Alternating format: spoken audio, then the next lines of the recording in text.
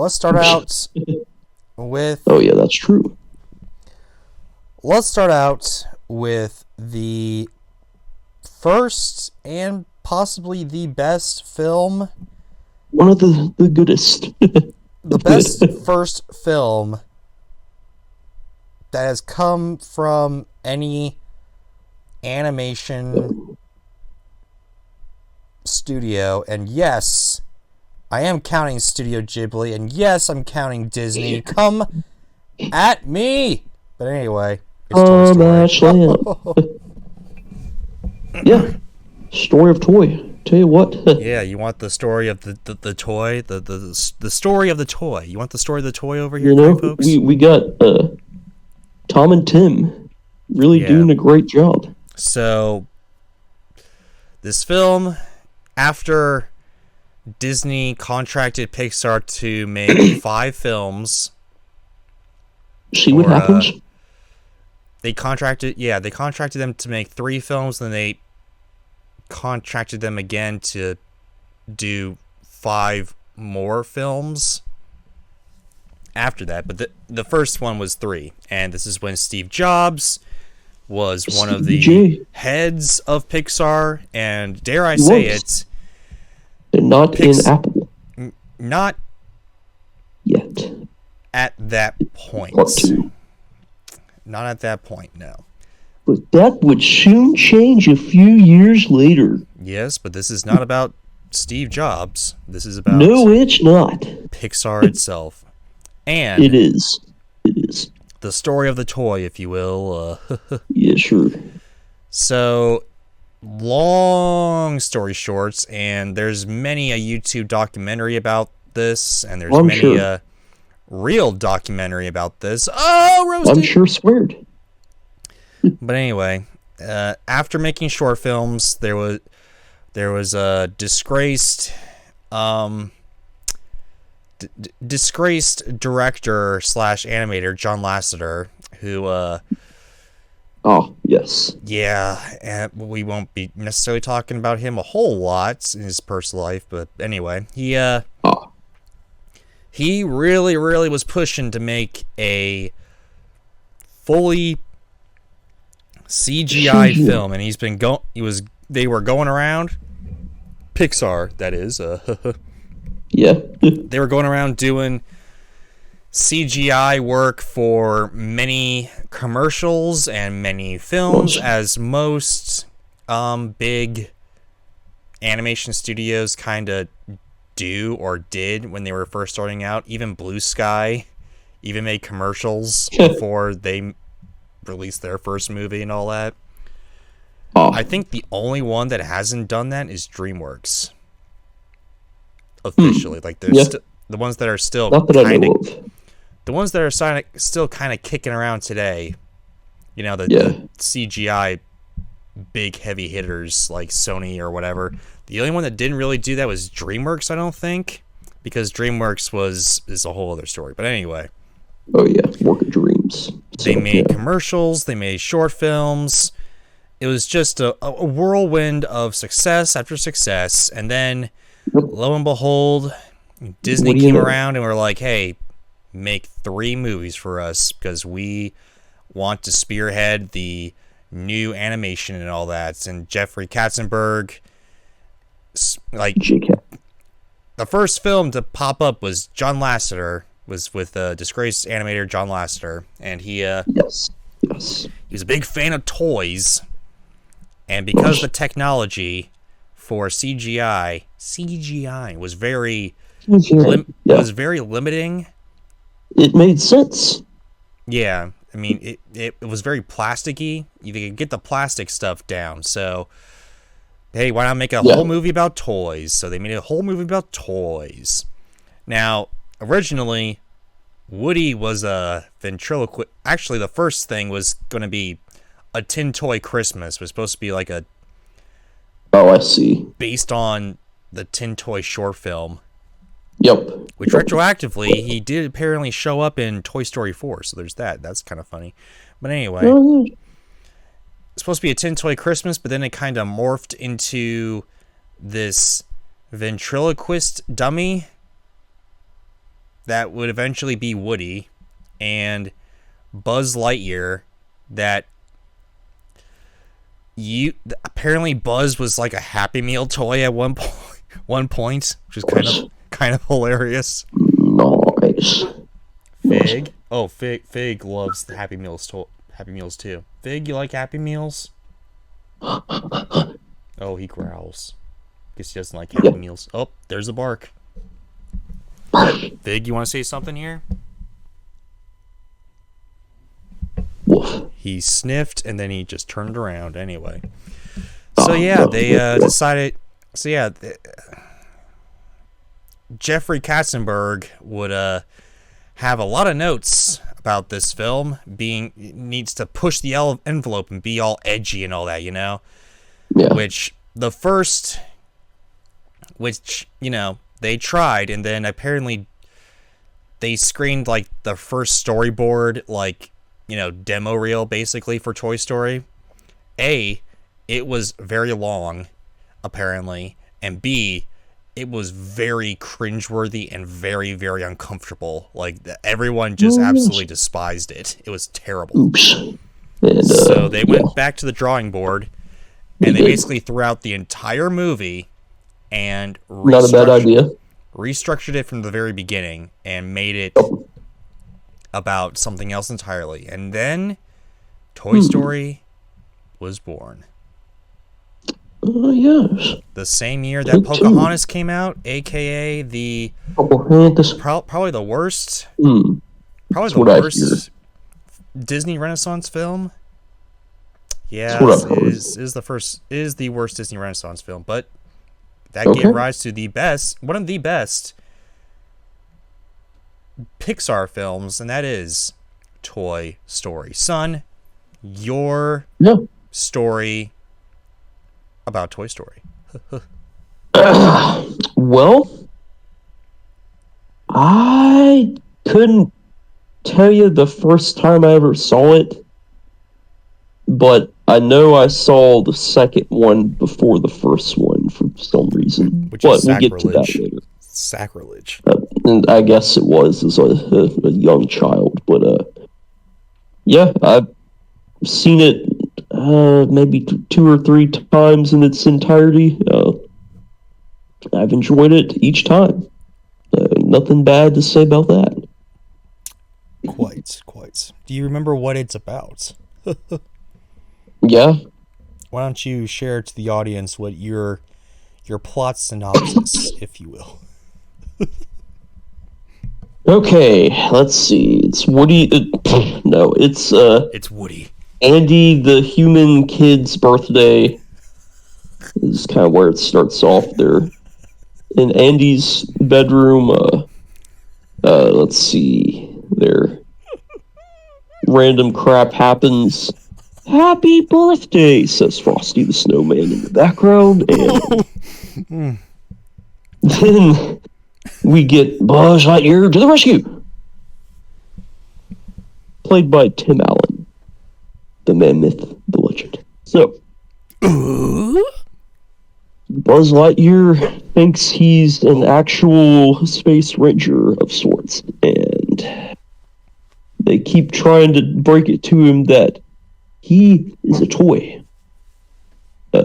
Tom Hanks as Woody would for sure tell him that later in the plot. Underneath the car. So, yeah, that happens. Trying to think what happens next. I think something about trying to keep Buzz in reality as much as they can, or they attempted to, and then they were in some kind of bag that went in the back of a 90s Toyota pickup truck. Of course, that's the part I remember, but going to Pizza Planet. And when they get to the Pizza Planet, other than pizza, there are some 90s arcade classics. The fictional classics, that is. Which, by the way, And that looks the claw. looks a lot better than Chuck E. Cheese, let me tell you. Oh yeah, of course. I would I would love to go to that instead of Chuck's place for sure. And yeah, then they have the claw featuring the little green men, aliens themselves. And the claw. And what happened after that? Then I think was it Sid wins them in the claw or something in the claw machine, and then at Sid's place somewhere in the mix, Woody and Buzz were underneath the Toyota truck, and Woody's just like, "You are a toy," and being Tom Hanks yelling, it's exactly that. So can't beat it. But then anyway, fast forward to, Sid has them at his place. That's where all the toys get modified, you could say. Maybe not in the kindest way. Look a little strange, but then I remember Woody goes from his silent mode to he does something hilariously cringy where he does this owl 360 head spin and comes to life. Then let's see what else. Buzz Lightyear tried to fly out the window at the stairs, and then he fell. And then he's like, well, crap, I am a toy. Thanks, Tom. Somehow they escape, and there's a little callback to the start where they talk about this isn't flying, this is like falling with grace, or whatever the hell they said. I forgot the line, but it's like falling with style. I can't even remember. Then they end up back at the Andy crib, and then the Wheezy the penguin's like, I think I feel a sword coming on. Then, you got a friend in me. And then the credits. Sound about right there, Chief? Well, you got close. Oh, nice. About 99% there. Oh, good. Most of the stuff so they were just hanging out with Buzz at the beginning, though. They weren't trying to keep him in reality. They were just hanging out with him. Well, yeah. That's what I was talking about with the whole Andy's birthday part. Yeah. Thing is, this whole film takes place in basically 3 sets, which is kind of interesting to say the least. 3 main settings. 3 main settings, sure. Yeah. It's Andy's room, Pizza Planet, and the adjacent outside, and Sid's room, and that's it, which is kind of interesting if you really think about it. Yeah. And yeah, they use their money where they put the money where their mouth is, and I gotta say, most of this is fairly rough, especially today, but this is the first fully CGI film, so I mean, I cut them some slack there, kind folks. Kindly, I'd say. It doesn't suck or anything. It doesn't necessarily suck. There are parts where it gets a tad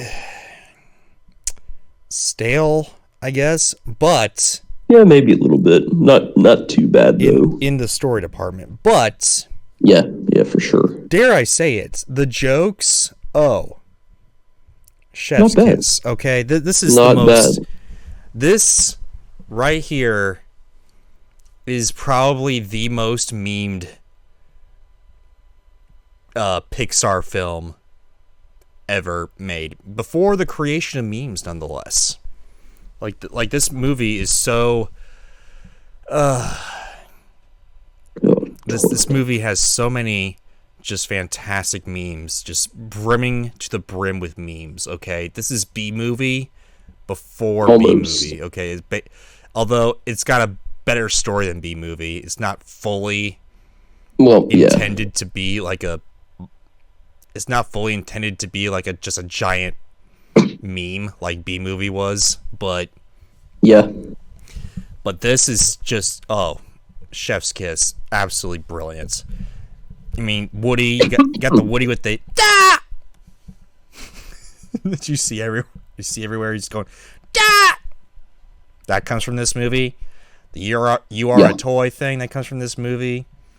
It's just brilliant. The comedy. I'm glad they restructured everything with their film, because this film is just brilliant. It's simple yet to the point. There is a weird thing about the world of Andy's room, I guess, where it's just like, it looks like they're just like a small town in Andy's room, which they never really go back to again, because that's kind of weird. Yeah. I do like the fact that they have like a board meeting. This is like a workspace, basically. Yeah, that's right. It's basically the office before the office. Before the office. Before either office, the British version or the highly superior American version. It's also it's also the first film where they really, really honed in on celebrity, like stars, to voice their characters. Like Robin Williams was like, I don't know, 1992, so like 2 years before this film came out. No, wait, 3 years before this film came out. And that was just one, right? Like everyone else is kind of like not necessarily a star. They were mostly like stars in the voice acting realm, probably, but not like stars that you see the faces of. But these are the stars you see faces of voicing these characters. And I gotta say, they work. They worked in its entirety. And also, you got the "You Got a Friend in Me" song, which I gotta say, good stuff. Crap, who's the guy? Who is this guy? Someone the singer. There you go. That's all I know. I'm gonna look this up. I can't believe this man is not cataloged in my brain. Score of Toy Story with a Z. Not really. Randy Newman. Okay, there we go. Yep, that's it. Take another bite of that apple. Take another bite of that apple. Like Family Guy and all that. But anyway. Oh, yeah. Even though his songs may be formulaic, they're still really good, you know? I mean, they're bona fide classics, especially in this film, let me tell you. Okay, meme status. And yeah, it's really, really, really funny. And it achieved greatness. I dare say it's one of the best. Son, it's pretty good. Son, what's your favorite part of this? You're a toy or whatever? No, not my favorite part of it. I mean, that's one of the most iconic parts, but not my favorite ever. I'm sorry. But,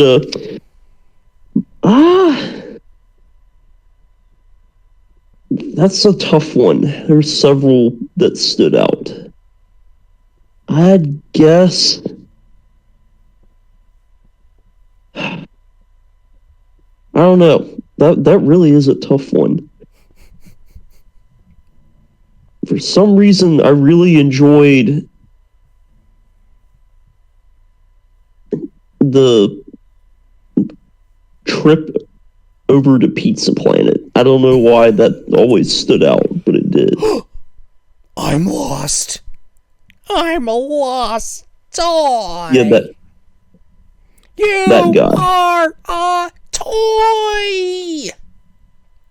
Said Tom Hanks to Tim Yes. Allen. Although it doesn't make a whole lot of sense that, Buzz wouldn't know that he's a toy and would freeze whenever Andy comes around or whatever. Because that's true. I even as a kid, I was like, huh? Why is he freezing here? Why? I never actually thought about that, but you're right. Even in the box, I was like, why is he frozen? Why doesn't he, I mean, I get it. Maybe he thinks he's, frozen in time or something, like a lot of the space people tended to be, or what, chronic sleep or whatever. Chronos sleep or whatever that thing is. Cryogenic freezing. Sleep, yes. Yep. But afterward, he still freezes, and I'm like, why? I mean, you can't turn it on and off, right? You can, but why would Buzz turn it on? Like, the toys, they can talk to other kids, we see that with Sid. Plus, what are these rules? Even with 4 movies, we still don't know these rules. Why does there have to be rules? It's a lot of weird things, but nonetheless, yeah, it is a powerful film that a good one. Really is very, very charming, very well done, especially, and it had basically no right to be. I mean, it was their first film, so they could make more mistakes, but just the fact they made almost single-handedly the Citizen Kane of animated films right out of the gate. I mean, perhaps yes. Gosh, I mean, at the time it kind of was. Gosh Golly Gee kind folks, yeah, they were on top of the world right there. I would give this a 9 out of 10.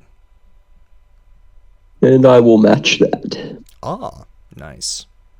It is a good one. It is.